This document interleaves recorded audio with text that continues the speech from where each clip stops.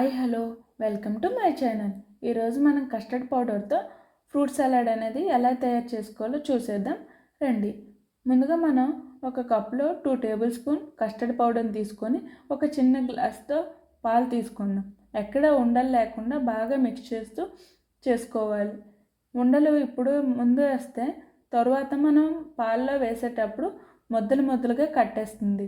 మనం స్టవ్ పైన పెనం పెట్టుకొని ఒక 1/2 లీటర్ కన్నా ఎక్కువ పాలు తీసుకోవాలి. అవి పాలు బాగా మరిగిన తర్వాత ముందుగా మనం ప్రిపేర్ చేసుకున్న కస్టర్డ్ పౌడర్ మిల్క్ ఉంది కదా, అది కొద్దిగా ఆ పాల్లోనే బాగా కలిసేటట్లుగా మనం యాడ్ చేసుకోవాలి. బాగా కలిసిన తర్వాత బాగా కలుపుకోవాలి. ఎక్కడ ఉండలు లేకుండా మనం ఆగకుండా కలుపుతూ ఉండాలి.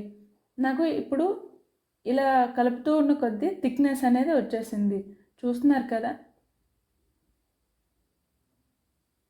చూడండి ఎక్కడ బబుల్స్ లేకుండా నీట్గా ఉంది. ఇప్పుడు ఒక కప్పు షుగర్ అనేది తీసుకుందాం. ఈ షుగర్ వేసుకున్నాక మనం బాగా కలుపుకోవాలి.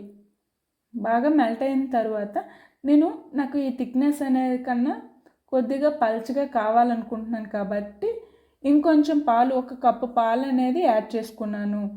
ఎందుకంటే ఇప్పుడే పల్చగా ఉంటే తర్వాత మనం ఫ్రిడ్జ్లో పెట్టిన తర్వాత మనకు థిక్నెస్ అనేది వస్తుంది. కాబట్టి మీరు ముందుగానే పాలు కొంచెం ఎక్కువగా తీసుకోవాలి.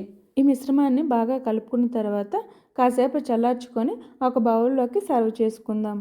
ఈ మధ్య గ్యాప్లో మన దగ్గర ఉన్న ఫ్రూట్స్ని చిన్న ముక్కలుగా కట్ చేసుకోవాలి.